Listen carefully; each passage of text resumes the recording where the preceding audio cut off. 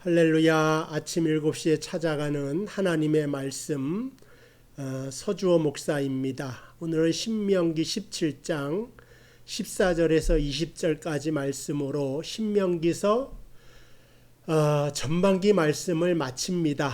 그리고 다음 주는 한 주 쉬고 후반기 말씀을 계속해서 전하도록 하겠습니다. 하나님께서 이스라엘에게 가나안 땅에 가면 주변 나라와 같이 왕을 두기를 원할 것이다. 그래서 왕의 제도가 생기면 왕이 세 가지 주의할 것이 있다. 하나님께서 세 가지 명령을 하시고 있습니다. 원래 이스라엘의 왕은 하나님이시지만 백성들이 그 하나님을 멀리하고 자신들에게도 왕을 달라고 하는 요청을 하게 되고 사무엘이 그것에 대해서 굉장히 부정적으로 생각을 하지만 그러나 끝내는 백성의 요구를 들어주게 됩니다. 어쨌든 그래서 14절 보면 그 땅을 차지하고 거주할 때에 우리 민족들 같이 우리 위에 왕을 세워야겠다는 생각이 나거든. 그래서 15절 반드시 내 하나님 여호와께서 택하신 자를 내 위에 왕으로 세울 것이며 내 위에 왕을 세우려면 쭉 말해서 16절에 보면 그 왕이 세워지면 병마를 많이 두지 말 것이다. 이런 말을 합니다. 여기서 병마라고 했으니까 그냥 말이 아니라 군말이죠. 전쟁할 때 쓰는 말을 많이 두지 마라. 왜냐하면 그 당시에는 기병이 보병보다 더 강력한 군대를 만들 수가 있었기 때문에 말을 통하여 전쟁을 하게 되면 굉장히 강력한 군대를 조직할 수가 있었습니다. 예전에 몽골이 저 유럽까지 쳐들어가서 그 땅을 다 정벌을 했어요. 사람들이 아직도 그 기록에 보면 유럽 사람들이 몽골의 그 병마를 굉장히 두려워한 기록이 나와 있습니다. 그렇게 말이 전쟁엔 중요한 겁니다. 알렉산더 대왕이 헬레니즘의 모든 세계를 다 통합을 하죠. 그때도 그의 군대의 근간이 다 기마죠. 그 다음에 나폴레옹도 온 유럽을 다 정벌에 나아갈 때도 그의 기마는 용맹을 다하여 그에게 승리를 안겨다 준 것을 보게 됩니다. 그러니까 예전에 전쟁을 하려면 기마는 굉장한 무기, 최첨단의 무기를 만들 수가 있고 전쟁에서 연전연승할 수 있는 능력을 가졌는데 하나님께서는 왕이 되면 군마를 많이 두지 마라. 병마를 많이 얻으려고 하지 마라. 그 말씀을 하십니다. 왜 그렇습니까? 모든 전쟁은 하나님 의지에서 하나님이 승리를 가져다 주고 여호와 니시를 외치면서 내가 승리해야 되는데 말을 의지하면 하나님 의지하지 않지 않습니까? 그럼 세상의 나라와 하나님의 백성 이스라엘은 차별이 없어요. 그래서 첫 번째로 말을 많이 두지 마라. 근데 역대 왕 중에서 이걸 첫 번째로 어긴 왕이 사실은 솔로몬입니다. 그래서 그는 우리의 4만 마리의 말을 둘 정도로 어마어마한 말을 준비하고 예비했죠. 그러니까 그는 그 강한 군대, 군사력을 아마 원했던 것 같습니다. 그러니까 하나님 지혜로 많은 명성을 얻고 그 다음에 부를 얻고 인기를 얻었는데 그것을 하나님 섬기기보다는 자신의 왕궁을 지키는 군마를 얻으려고 했기 때문에 나라가 갈리는 그러한 어려움을 당하게 됩니다. 어쨌든 두 번째 17절을 보니까 그에게 아내를 많이 두어 그의 마음이 미혹되게 하지 말 것이며 여기 보면 17절에 아내를 많이 두어서 그 마음이 미혹되게 하지 말라. 이 말은 아내를 많이 두지 말라. 그 다음에 미혹되게 하지 말라.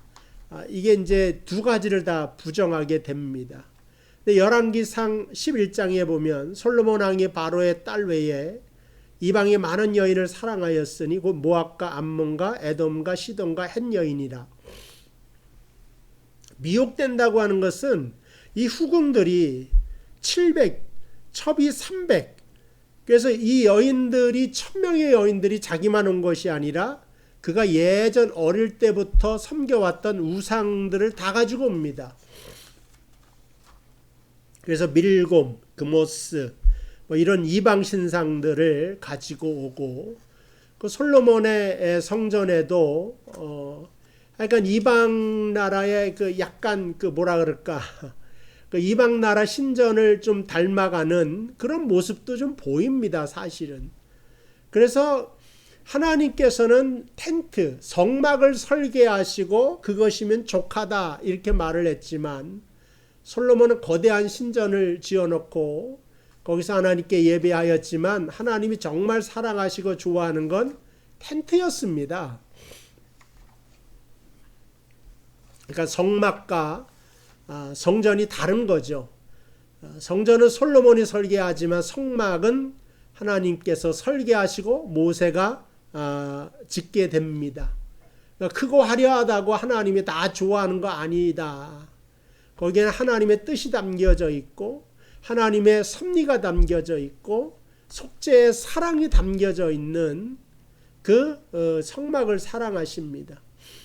물론 하나님께서 그들이 믿음과 정성이 들어간 걸로 여기고 또 짓겠다고 한 것을 굳이 안 된다 하시지는 않으세요. 성경에 보면 이제 그런 것들이 많이 있습니다. 일방적으로 하나님이 다 내 뜻대로도 아니에요. 어떤 부분에 대해서는 인간과 타협을 하죠. 타협이라는 말이 그런데 하나님과 인간 사이에 밀고 당기기가 있단 말이에요. 그게 다 기도입니다. 그래서 아브라함도 하나님 50명 있으면 소돔과 고모라 안 멸망하실 거죠. 45명도 멸망하실 겁니까? 10명까지 내려가는 이 밀고 당기기가 있기 때문에 우리에게도 기도가 필요하다.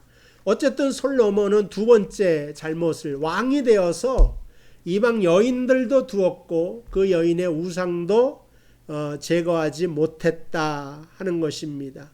솔로몬의 마음을 하나님께로부터 돌려놓게 되는 역할을 하게 되어 나라가 두동강이 나는 그러한 일을 받게 됩니다. 그래서 그가 전도서에 보면 다 헛되다고 말을 하죠. 헛되고 헛되니 모든 것이 헛되다. 자기가 이제 죽을 때 돼서 하나님을 경외하는 것이 으뜸인 것을, 그게 지혜인 것을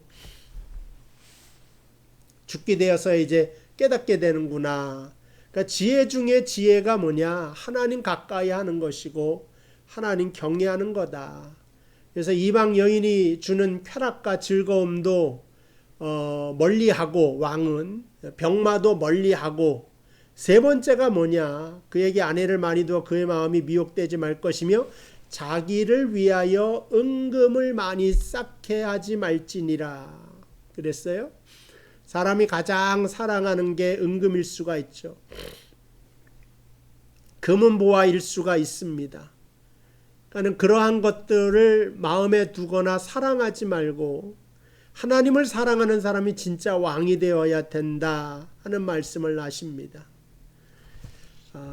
사실은 뭐 은금을 사랑하지 않는 사람이 있을까요? 그런데 성경은 그것이 전부가 아니라고 말을 하죠. 록펠러라고 하는 대단한 부호가 있어요. 그러니까 미국에서 가장 부자였던 사람. 뭐 지금의 그 테슬라 회장이나 뭐 마이크로소프트 회장인 그 빌 게이츠보다 더 많은 미국의 모든 뭐 석유는 다 독점했던 사람입니다. 돈이면 모든 걸로 해결할 줄로 알고 돈으로 행복할 줄로 알아서 맨 처음엔 탐욕스러운 악덕 자본가가 되어서 주변의 모든 회사들을 다 무너뜨리고 자기가 홀로 서서 석유 독과점을 만들었어요. 그러니까 그렇게 하기 위하여 수단과 방법을 가르지 않고 뭐 거기에 뭐라 그럴까 그러기 위해서는 암투 뭐 그러기 위하여서 뭐 주변 사람들을 다 무너뜨리기 위해서 얼마나 많은 수단을 다 썼겠습니까? 수많은 사람들이 눈물을 흘리며 파산을 하고 록펠러가 대단한 부를 이루게 되죠. 그래서 루즈벨트 대통령이 그가 얼마나 선행을 하든지 간에 재산을 쌓기 위해 저지르는 악행을 다 갚을 수 없을 거다. 아무리 선행을 해도 그런 말을 했다는 겁니다. 그래도 깨닫지 못하다가 이 사람이 53세 때 하나님이 재앙이라고 하는 확성기를 통해서 그에게 말하죠. 불치의 병이 들은 거예요. 우유 한 잔에 비스킷 하나도 못 먹을 정도로 소화가 안 되고 소화불량이죠. 불면증에 살아가게 되고 늘 불안해서 머리에 권총을 두고 살고 불안한 마음, 머리카락은 다 빠지고 못 먹으니까 해골처럼 돼버리고 그래서 뉴욕의 신문들이 록펠러가 죽었다 이런 신문 기사까지 쓸 정도로 거의 반 죽은 사람이 되었습니다. 그때에 록펠러가 하나님을 만납니다. 사랑하는 것이 은금이 아니라 하나님이어야 된다는 사실을 깨닫고 예전에 어머니가 자기에게 가르쳤던 신앙을 다시 한번 회복을 하게 됩니다.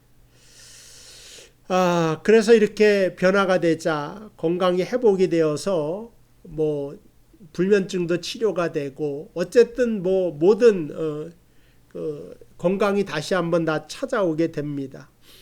그래서 삼가 모든 탐심을 물리치라는 하나님의 말씀대로 또 그 사람의 소유의 넉넉한 것에 생명이 있지 않고 또 주라 그리하면 내가 너에게 모든 것을 다 채워주겠다고 하는 말씀을 붙잡고 그가 이제 나누는 사람이 됩니다. 사실은 제가 시카고에 있었지만 시카고 대학도 록펠러가 지은 거예요. 12개의 대학을 한 100만 평 정도 되는 땅을 구입해서 만들고 많은 사람에게 또 그것을 나누어 주고 그러다 보니까 건강하게 되어 98세까지 삽니다.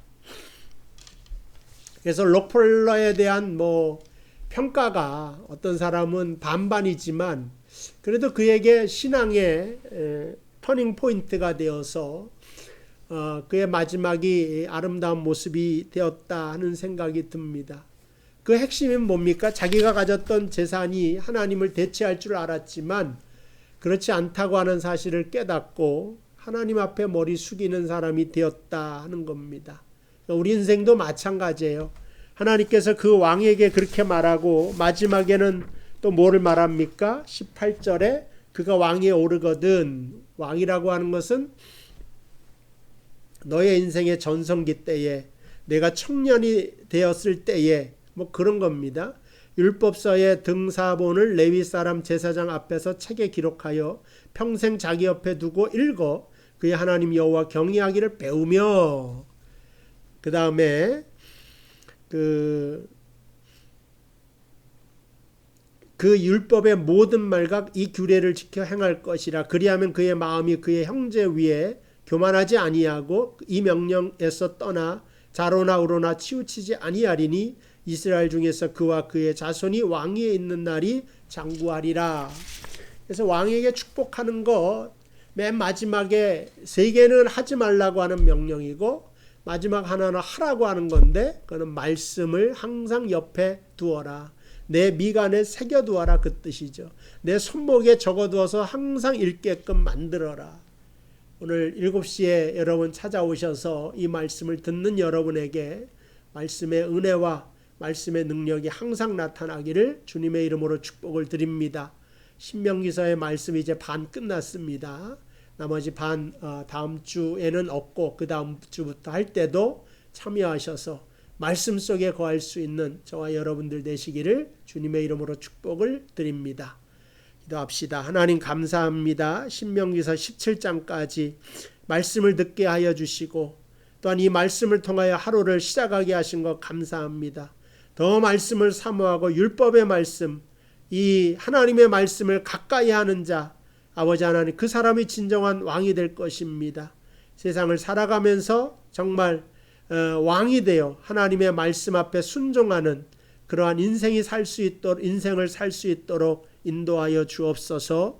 예수님의 이름으로 기도하옵나이다. 아멘. 자, 주일날 제가 여러분과 함께 또 예배를 드리고 뵙도록 하겠습니다.